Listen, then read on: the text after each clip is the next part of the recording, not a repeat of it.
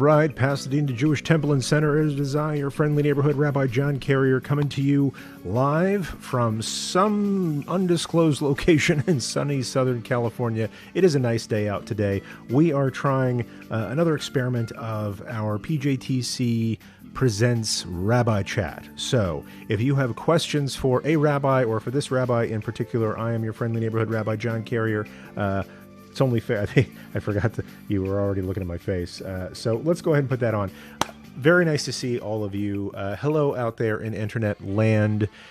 I should probably write a script. No, this is a live show. We're going to do it that way. So really glad to have all of you here. We are simulcasting on twitch.tv, one of my favorite live stream platforms of all time, using Streamlabs OBS software, letting you guys know all my secrets. We are also on Facebook in the PJTC Facebook page, and we are on YouTube Live via the Pasadena Jewish Temple and Center's YouTube channel, which is a great place to look at our past services, our high holiday services, some messages that the cantor and I and other staff have put out over the course of time. And so check that out. You should subscribe to that channel. If you are seeing us on Facebook, you should probably like us on Facebook. I like you. Why don't you, like us? So go ahead and take care of that. Or, and this is what I'm most excited about, you should go to twitch.tv/Pasadena Jewish and follow us on Twitch. Now, this is kind of a new platform for a lot of people. There's you have to sign up. It's really easy. It takes like seconds.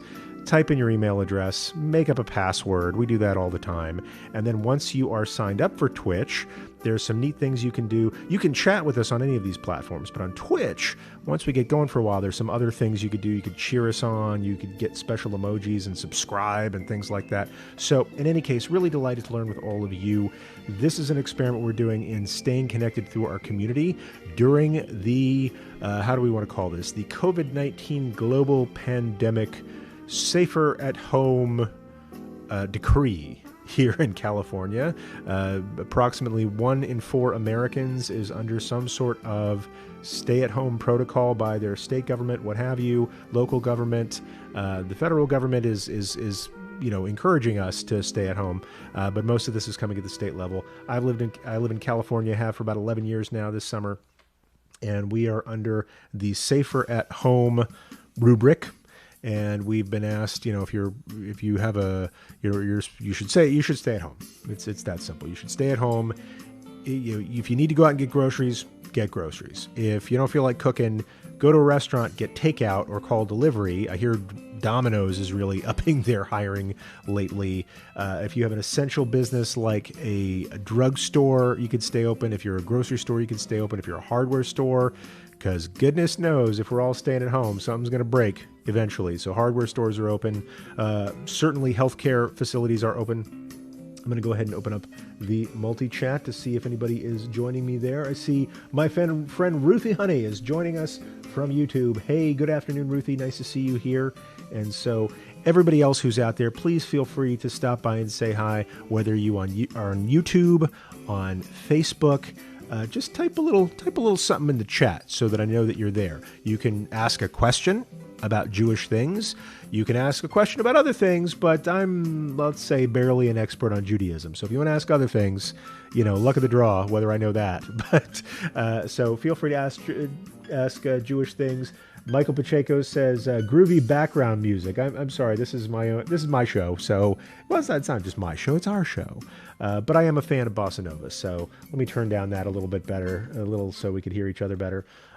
Nice to have you here. Thanks, Michael Pacheco 92, for loving the groovy background music. I know Michael from another Twitch stream that I've done called the Jew Curious Show. But right now, I really want to focus on the Pasadena Jewish Temple and Center community and the global community who feels somehow connected to the Pasadena Jewish Temple and Center. So delighted to learn with all of you. I'm kind of flipping back and forth between this and the multi-chat. I see Ruthie's giving us smiley faces. Ruthie says, do you know what you'll be doing as a community for Pesach? As a community, let me give you the short answer. No. I know what we won't be doing. What we won't be doing, and this was a hard decision to come to, but a necessary one. We won't be doing, let's say, a big get-together second Seder.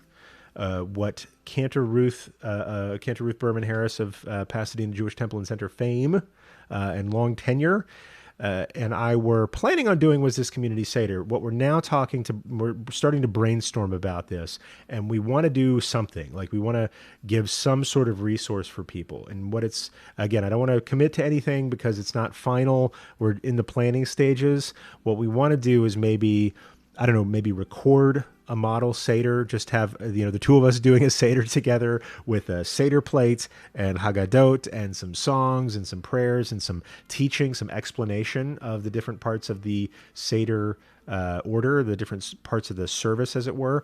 So as sort of an educational resource for you to use to prepare for your own Seder. Or I dare say, I don't want to say replace your own Seder, because you do you can have a Seder. You're smart enough. You're good enough. Doggone it, people like you. But if you wanted to, let's say, press play and follow along with us, and then eat, and then pause, eat, press play again, do the rest of the Seder, that's up to you. I really like it as a teaching tool to kind of walk people through what a traditional Seder looks like. And by traditional, I don't mean boring. A traditional Seder with all the right parts to it, maybe a little bit of a modern interpretation to that. So that's the kind of thing that we're putting together. Really, there's no in-person second Seder. It's not the right thing to do this year. Again, super hard decision. I've been at Pasadena I know I've been there a year now, because one of the first things I did there was take part in the second Seder, and it was dope. It was amazing. We had a great time.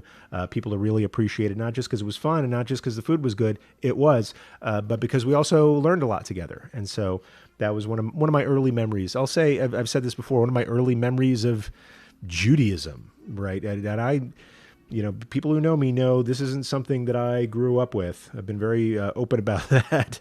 But one of my first Jewish memories is going to a Passover Seder. I was probably, 18, 19, 20 years old. And I went to a Passover Seder, and it blew my mind.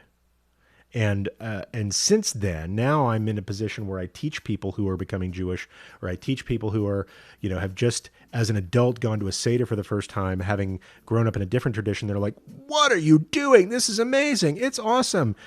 We talked for 6 hours before we ate anything." But this idea of having, what on the one hand feels like an intense religious service at home, right, at your dining table. And many people grow up with religion as something you do in a different building, but not something that really permeates your home life. And many people's first connection to Judaism, especially if they're coming in as an adult, is the Seder. And they're like, "Whoa, this is like nothing I've ever seen before." And so this could be your introduction. This could be your first Seder this year. So what we like to do is do something at the temple. What we're going to do is do something that we can share with you. I think we decided we're not going to live stream our own family Seders, right? Because you probably have enough family arguments around the dinner table. You don't need mine.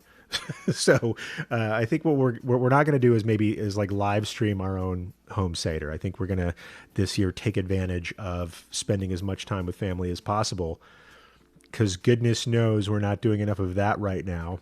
But we're going to have a Seder with our families, with our friends, more likely our families. Maybe we'll. I've heard of my wife's talking about maybe getting a few of our friends' households together and flipping the camera open and having Zoom on during the Seder. I don't know about that. We'll see. But Seders are going to be different this year. I don't want to gloss over that. That's going to be hard for many people, and it's going to be hard for me personally. But that's how it's going to need to be for us to be safe and to keep our friends and our family and our loved ones safe. So great question. Beryl Strauss says, "I was on FB Live and commented, but I didn't know if you got my comments." Now I did. So let's see. That's Beryl Strauss, the wonderful, wonderful, and talented, intelligent, brilliant, leaderful. Is that a word? One of the best leaders I know, especially under stressful situations. Beryl Strauss, the executive director of PJTC, weighing in. I was on FB Live and commented, I didn't know that you got my comments. So now I am. So let's try that again. I'm sorry. I get off on a jag and I just talk, and sometimes I miss what people are writing. K Dixie says, being safe in Southern California. That's a great way to spend a second Seder.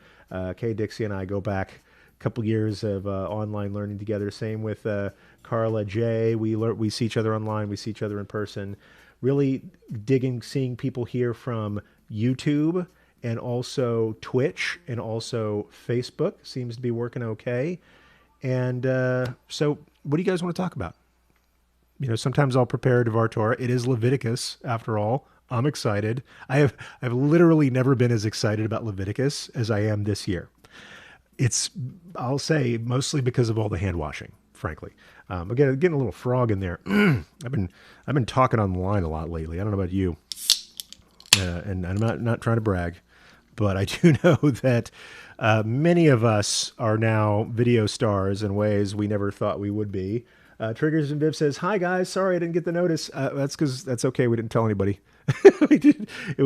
Right now we're in sort of the experimental stage. So I told a few of my friends that this was happening. This is the intimate pre-gathering. We're pre-gaming Facebook Live here. Beryl Stress says, "Working well. Bye-bye. Bye, Beryl. Thank you for coming in, Beryl. I really appreciate it. I know you are super busy right now. So thanks for checking it out. I'm glad you could join us.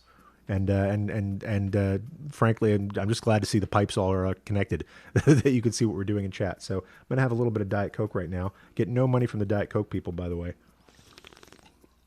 But they are keeping me alive right now. So thanks to the Cola family for doing that.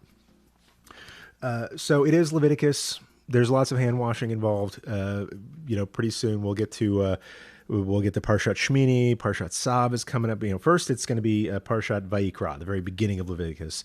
We've spent several weeks now building a tent, building the Mishkan, building the portable tabernacle, and now we get to use it. Right now it's time. Now it's go time. Right, it's time for the priests to get in and do their priestly business. Do their priestly duties, as they say. In one of my, I'll say my family's favorite movie. My family movie is Nacho Libre. I don't know if your family has a family movie, but my daughter's nodding over there. Yes, we have a family movie, Nacho Libre. Triggers and Viv, who knows me, says, "Well, what's going on right now? You should be drinking Folgers." Again, no money from the Folgers people. That's usually my wake-up juice, morning, noon, and night. But right now it's a little warm in here. I don't know if you can see I'm missing, so we're going to have a little Diet Coke. That's good radio. So, K Dixie, how to keep up, great question here. I want to weigh in on this. How to keep up social connections virtually would be a good discussion. And I really appreciate this thought. We're doing it right now. One thing I want to share with all of the, I'll say my fellow rabbis, cantors, pastors, religious leaders, people who are now treading into the online world for the first time and who may have resisted it. We are all challenged to do things in a different way right now. And I know from my colleagues, many of them say, well, I resist doing stuff online because that's not real community, right? It doesn't have the hug factor. This is how, I'm not making fun. This is how we used to talk. And I was the same. You can't see people face to face. I can't shake their hand. I can't hug them. I can't read their body language. So online, phooey, right? And now we are challenged to live in that world where if we're going to connect with people at all, in many ways, we have no choice but to do that online if we're practicing these safer at home protocols. So what I want to say to people who are worried about this, who are maybe unsure about jumping into online learning, online community discussions, or maybe have and aren't really certain that it's worthwhile and really can't wait till we get back to the old way of doing things. My experience in, I'll say, teaching either full-time or part-time online for the last 2 years is that you can absolutely build and strengthen community online in ways that is real community. I've seen this happen. I saw this happen with my YouTube channel. I saw this happen with the school that we developed together, the Jew Curious School, and people started interacting in there. And when I started doing Twitch live streaming, And at first I thought, oh, we'll just, enable comments so people can ask me cool questions, and we'll see how that goes. What I noticed was that people were talking to each other at least as much as they were talking to me, if not more. And that's all to the good, right? On one hand, let's see, if I'm teaching a class live, I don't like the people gossiping in the back of the room, the people kind of chit-chatting with each other. They're chitting, they're chatting, they're chit-chatting in the back of the room. It's very distracting because some of us are here to learn.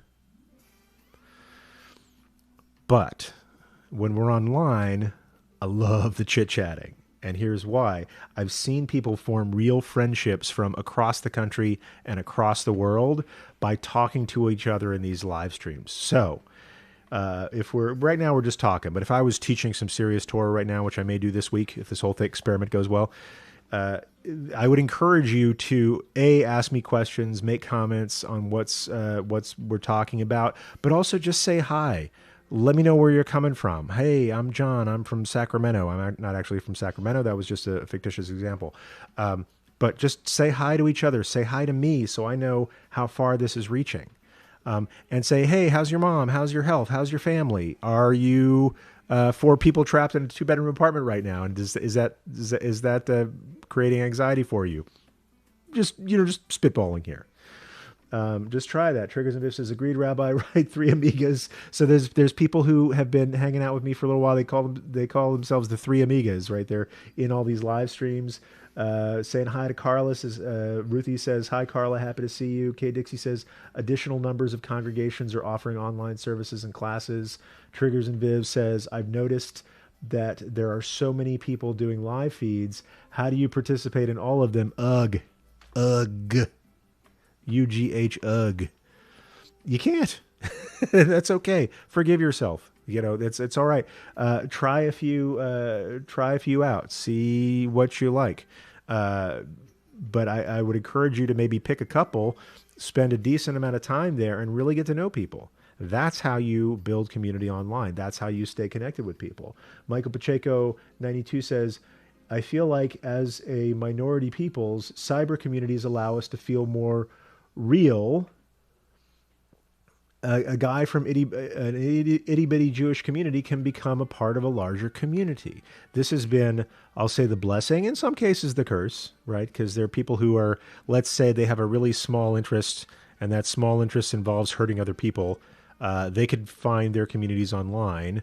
But far more often than that, I've seen people who either are from a very small minority, culturally, ethnically, what have you, or have a very narrow field of interest, collecting stamps from countries that don't exist anymore. I don't know. But online is where they find their people. Online is where they can feel part of a community. And so I think that's been a great tool for us. KDXC says, Michael Pacheco, like that comment. I want to. So there's all sorts of ways you can participate with community online. This is something and again, I'm testing this out. If there's any PJTC members out there who's like, I don't like seeing my rabbi in a t-shirt, that doesn't seem very rabbinic, please let me know and I'll put on a nicer shirt. Yesterday I was wearing a nicer shirt. Today I just want to make sure this is in frame. I'm not going to show the whole thing, but I'll just do it like this. Today I'm wearing a t-shirt that's very important to me. And it came from some students of mine, these 5 students who took one of my classes and really made friends in this Intro to Judaism class that I was teaching, and have stayed great friends. And now they travel in a pack and come to services, and they're really gung-ho about everything. And it's really gratifying to me to see my students, not because they're connected with me. I love my friendships with them. I'm more excited that they're connected to each other. Right. I think that's awesome.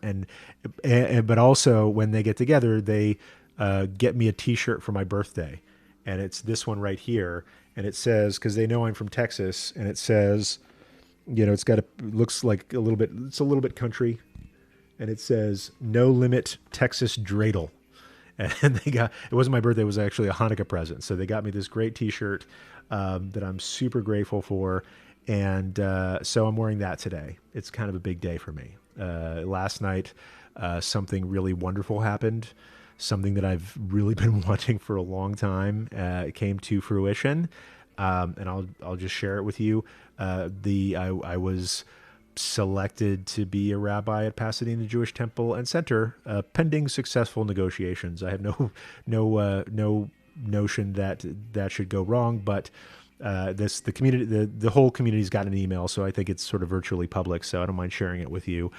For a while now, I've been serving Pasadena Jewish Temple and Center as an interim rabbi, and I'll tell you, like when I first started that wasn't my plan. That wasn't my career goal. That was, a couple of years. It's what is about 2 years at this point. I was serving this wonderful, wonderful community. I'm just going to check back at the multi-chat to see where people are. So I was serving this wonderful community in Burbank, and my contract was coming up, and I thought, okay, I love these people, I love this place, and I also have this itch to scratch around, teaching Torah online. So I'd already for 4 years had a YouTube channel. I'd done a little bit of podcasting, and I knew people who were teaching online full time, but I didn't know any rabbis who were teaching full time online. I didn't know anybody who was, professionally teaching Judaism or teaching Torah or building Jewish community online on a full time basis. And so my contract was coming up, and I thought, okay, if I'm never not going to be any younger than I am right now, that's literally always true. And if I'm going to take this risk, now's the time to take it. So I went off, and I start, after my commitment ended to my temple, I decided, okay, I'm going to learn how to teach. I'm going to learn how to teach online full time. And so originally that was just recording a lot of podcast episodes for this wonderful podcast that we did, recording a lot of videos. What else did we do? Got into building an online school a few months into that, as a kind of a sort of subscription service where people could go and have sort of a members only website with all sorts of classes and all sorts of things in there. And I'm not going to plug it here. You can find it someplace else. This is from a Pasadena peeps. But anyway, I spent all my time teaching Torah online. And at one point I was doing a live stream every single day for like an hour, Monday through Friday for, I'm going to say a couple of months. I did, a month or two, I did this. And then I started helping out this community. And, at first it was just like a Shabbos here and a Shabbos there. It was like 1, 2, 3 weekends a month. And then they asked me to come on a little bit more intensively part-time during the week, and I'd done that. And then along the way, I kind of fell in love with the place, and certainly fell in love with the people that I was working with, the team that I was working with, fell in love with the vision that the lay leaders had for where they wanted to take the temple, which I think everybody is kind of trying to figure that out right now. Or let me say it differently. People have been trying to figure that out for the last few years. Things really changed around 2008, 2009 with the last recession. And we've been trying to figure out sort of what's next for Jewish community in general. And I really like where they were going with it. And I like doing the digital online stuff, but I also really enjoyed the people that I was working with.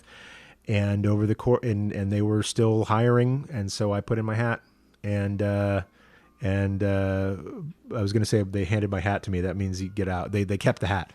And then last night, the board voted to extend me as their rabbi, and I'm trying to talk quietly about it, because if I gave full energy, I would just be bawling right now, or rather, my allergy medicine would be acting up right now.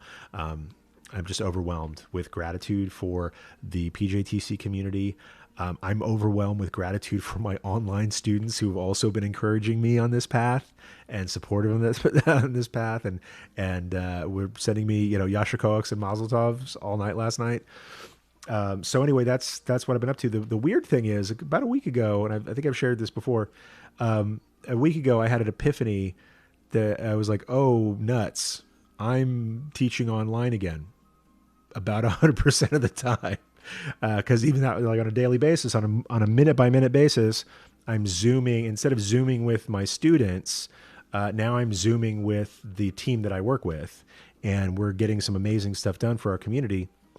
and everybody's pitching it. Everybody's figuring out new stuff. And I'm also Zooming with my classes that I teach. Zooming with the classes that I teach here live in Pasadena. I teach an adult B'nai Mitzvah class. I teach an Intro to Judaism class. Those have moved to Zoom. I continue to teach my own online classes, mostly via Zoom, and a little bit of live streaming on a platform like this. And but now, like wall to wall, my whole day is Zoom or live streaming video or telephone calls, and I'm like, I am back to doing exactly what I was doing before I began working at PJTC, but now I'm doing it in a different way. So I want to stop jibber jabbering. See what else is going on in the chat here. Kay Dixie said, although there was a lively discussion at the meeting, there was not a single nay vote. Again, okay, this is a little bit inside baseball. So I'll say people were really some people who were at that meeting are here online, and are sharing nice things. So very cool. Ruthie Honey says, I don't think I could be happier for you. Pasadena is so lucky. Oh, that's sweet. Ruth says, and now we get more of you online again. Win-win. Kay Dixie, cheer 100 for Rabbi John. That's awesome. Hardworking man. You guys are so nice to me. I'm going to stop. If you keep saying nice things, I'm going to stop reading them. Hold on a second. So just if you're just joining us, pause for station identification. This is the PJTC presents something I'm calling RabbiChat, and you could chat with the rabbi, or the rabbi could just keep chatting. But I really appreciate people who I've seen in Twitch on another channel that I do, weighing in and saying hello. If anybody from PJTC is watching, let me know how this is. Thumbs up, thumbs down. This is something that I knew how to do before that I'm now, I won't say repurposing. I'm now sort of adding this particular tool in my tool belt to serving PJTC. I hope it's working for you. If you have questions, I'll say specifically about what we're doing in PJTC. You'll hear more about this. There was kind of an animated, a lot of leaders were having a discussion last night about services.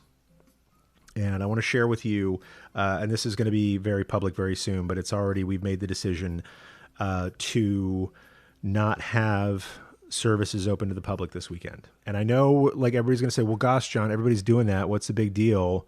And some people are going to chide me, us, whatever, that we took too long to make this decision. I will share with you, and I'll share with specifically with the Pasadena community, which, we're doing right now, but also more over the week.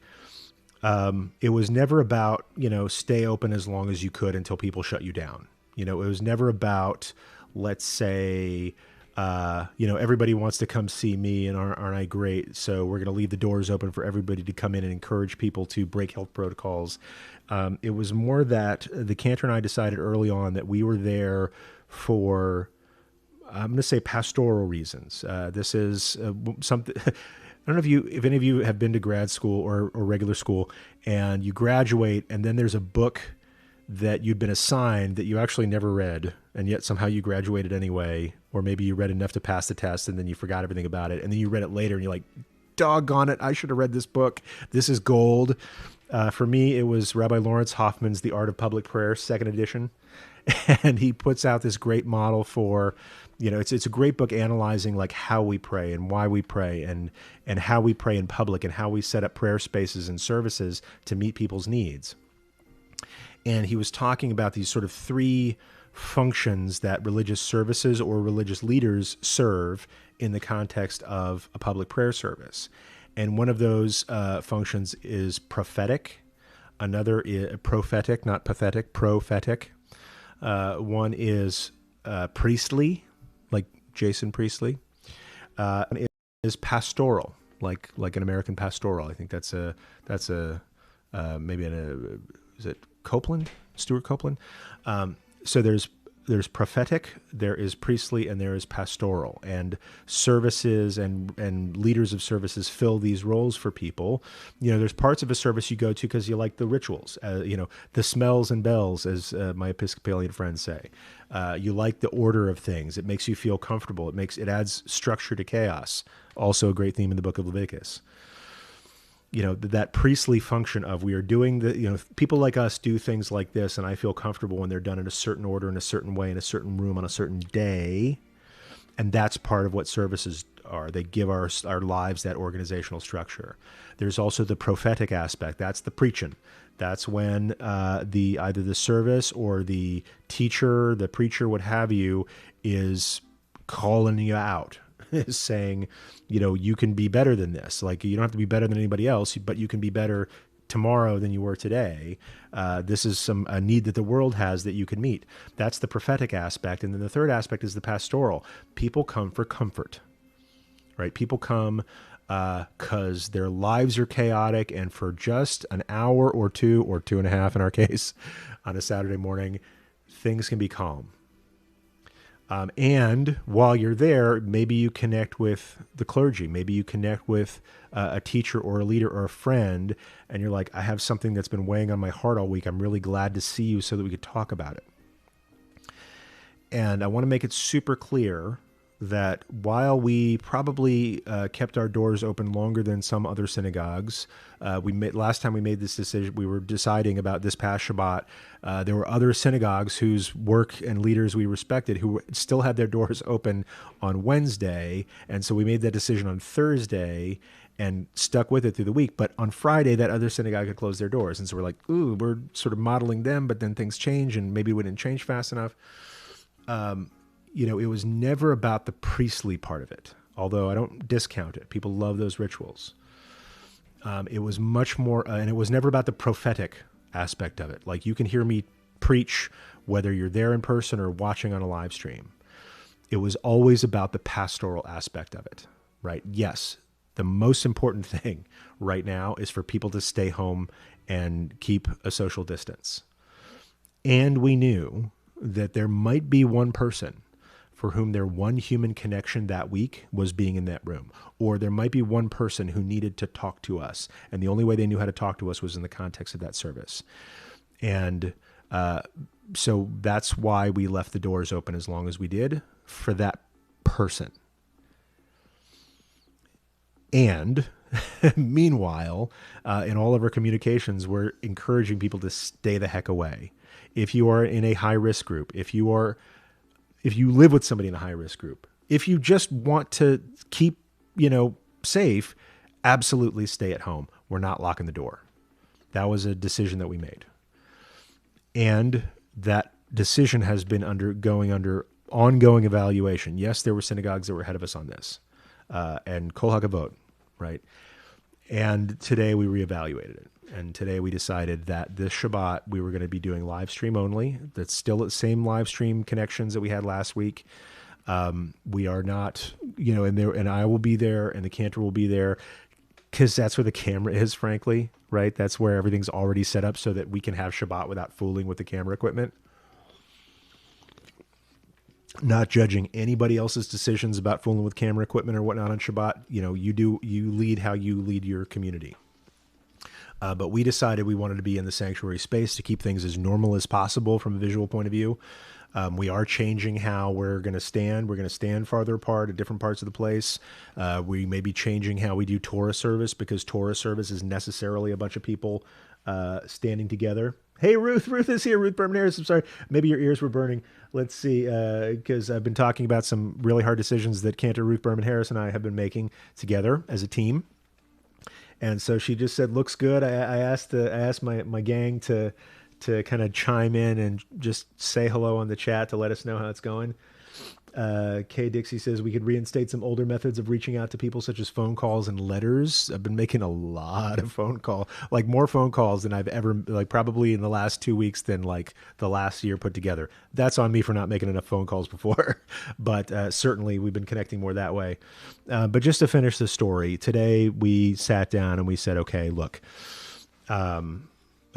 based on how we've been doing things, we encouraged people not to come. We said we're offering live streaming, but we're not locking the doors. 2 Shabbats ago, we had 10 people on Friday and 15 people on Saturday, and everybody kept a safe social distance from one another. The following week, we came back to the congregation and said, please don't come. Doors not locked, please don't come. And on Friday night, we had 0 people come. And I was like, yes, I never thought I would say that in my entire rabbinic career, or any kind of event planning or whatever. Yes, let me take it back. The cantor's son came, but I think they walked together. So, that's just safety.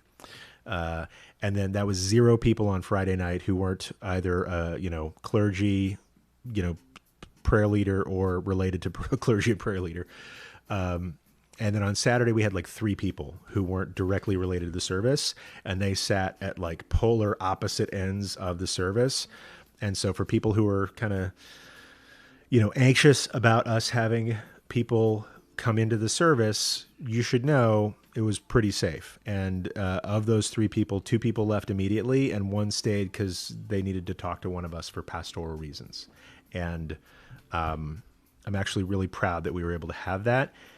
And this week we're not having that. And that was a hard decision that we made together. And we did it for the sake of our community. That then challenges us to redouble our pastoral efforts elsewhere.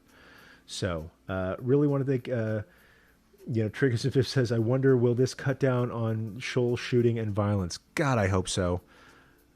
Right. And I say that, I said God on purpose as a prayer. God, I hope so. I hope, shoal shootings, all kinds of public shootings and violence. The mayor of California, the mayor of Los Angeles, Eric Garcetti, was on TV this week. I've heard him say this a couple of times. Well, crime is down, right? That's a good thing. That I think people are staying inside. There's not, as many targets of opportunity. People know that there's, they could go to a synagogue to cause some trouble, but there's nobody there. So whatever. Hopefully that'll, people will have time to develop other hobbies than bothering folks. And so, yes, I have high hopes for this crisis, and it is one that this will cause a lot of us to rethink our assumptions about how we walk in the world, about how we participate in society, about whether it's possible to create real connections with people online, because right now that's our job, is to create connections with people online. This is how we live now, for now. And God willing, it will all go back to the way it was before, or rather, it will all go back to the best of how it was before, right? Our values haven't changed. Our values of praying for people who need praying for, as we might say in Texas. Our values of showing up for people who need showing up for. Our values of celebrating as a community. Our values of mourning as a community and supporting one another. Those have not changed. The method has changed in very challenging ways. But I'm inspired how I've seen other clergy meet this moment. I'm inspired by seeing how our staff at the temple, how our lay leaders at the temple have met this moment. Right? Immediately, as soon as we started saying, we got to change things, we can't have meetings like we used to, people were like, all right, cool, I got a bunch of time on my hands, let me go grocery shopping for somebody. Like immediately, one of our wonderful chaplain, Claire Gorfinkel, sent out a notice to a committee that she has, just a kind of a confederation of people who, let's say when somebody loses a family member, right? Or when somebody's sick, this is a committee that says, oh, I'll take soup, right? They make soup, they take soup. Soup is enjoyed by all, or we need somebody to make sure there's a minyan for a Shiva minyan. That's different now. But this committee said, the leader sent out the call where, some people can't get to grocery stores, right? Or shouldn't leave their house and need groceries. Immediately, within like an hour, 10 people said, raise their hand. We made minyan, right? 10 people raised their hand and said, I want to help, right? As soon as they announced school closings in the Pasadena area, our great youth leader, Melissa, sent out the call to the USY, the United Synagogue Youth, our youth group in the temple, and said, hey, what if the teenagers who were kicked out of school could help babysit the little kids who are out of school, and that way parents who are stuck at home working could get more work done. Immediately, people flocked to this idea, right? I've been really impressed about how people just show up for each other. We have to show up in different ways now. That's our challenge. The other part of that challenge is, how do we continue to express our deepest held values? And I'm really thrilled to report from my perspective, at least in the Pasadena community and in the online community who's hanging out here, I shouldn't be surprised, but I'm certainly overwhelmed with joy about how people have showed up for each other. So let's see. Kay Dixie says, in the past, we had these things called telephone trees. So one person doesn't get all the responsibility for calling everyone. I think we're dusting off some old skills now, to be quite frank. One of my friends posted on Facebook, like, what's your colonial skill, right? That you're reviving. And people are like, oh, I can knit, I can sew. Really all I was like, I can make speeches. That's about it. They had speeches back in colonial times. They're like, hey, everybody get in the wagon. I haven't done this in quite a while. I will confess, I can make alcohol. That's not a good skill for everybody. But I have had quite an extensive experience of home brewing back in the day. When I lived in Minnesota before I moved here, I did lots of home brewing. When I came to California, I don't know if it's the water or the warm air. I just never had a good batch like I had back when I could, ferment stuff in a basement in Minnesota at a constant temperature. But anyway, if you need hooch in a pinch, call your colonial Rabbi John. So really delighted for everybody who's showing up. I'll say we're going to wrap this up here in a minute, but today was another test of the Pasadena Jewish Temple and Center broadcast system. This was only a test. I hope you've had a good time here. Triggers of Viv says you can make hand sanitizer with it as long as you're making hooch, right? If you get the right still going. That was never an area of my expertise. I did grow up in the South. I have tried alcohol where I had to know a guy in order to get. I had to know a guy who knew a guy who kept it in a cooler at a bait shop back when I lived in East Tennessee, in the foothills of the Smoky Mountains. So I have had moonshine before. I've never made it.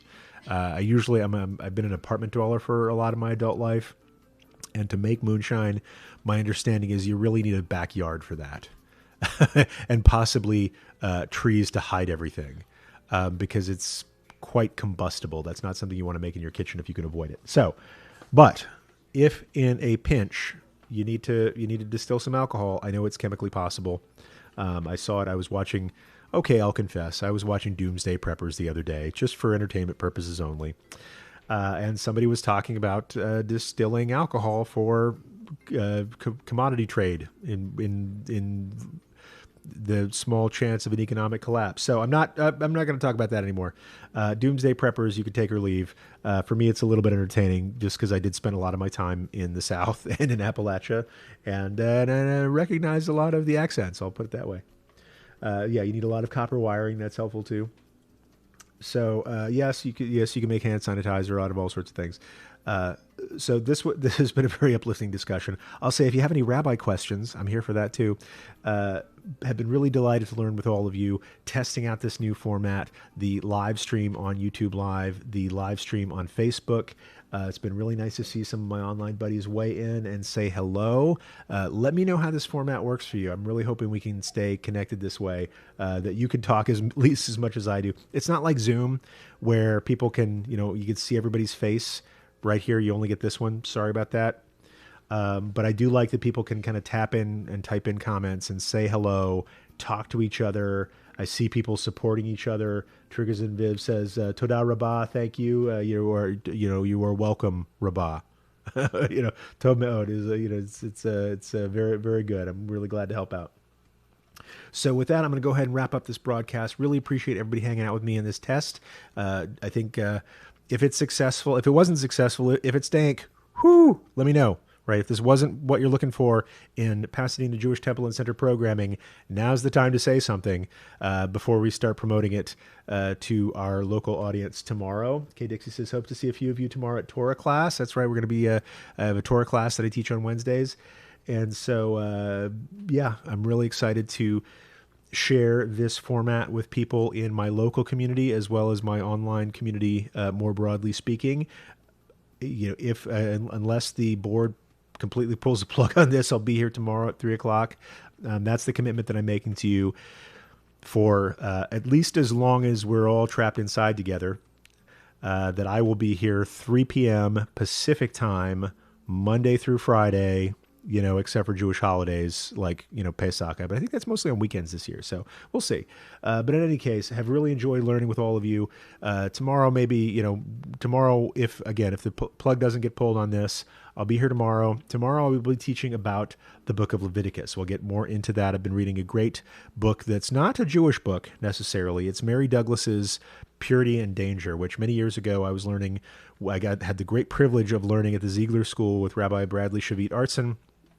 And he said to us, if you want to understand Leviticus, a good book to read is Mary Douglas's book, Purity and Danger. She is an anthropologist and looks at a number of different cultures and what constitutes taboos and cleanliness and uncleanliness, and how different societies use that to find order in chaos, that priestly function, if you will. And Leviticus is no different. It talks a lot about forbidden foods, forbidden relationships. If you get a little schmutz on you, you might need a timeout, and then you could come back and everything's cool. So we'll be talking more about that tomorrow, 3 p.m. Pacific time, and on the Pasadena Jewish Temple and Center Facebook group and YouTube Live. And also, guys, check out Twitch. Twitch is a wonderful platform.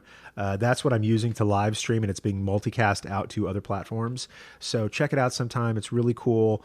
And the more people who get involved in Twitch, the more fun stuff we could do, like sharing bits and cheers and hosting other things. So thanks, everybody, for tuning in. It is your friendly neighborhood rabbi, John Carrier, from the Pasadena Jewish Temple and Center, saying blessings of gratitude to you for showing up, blessings of gratitude for all your kind words here for me and for the other people, blessings of good health. And until next time, heroes, peace.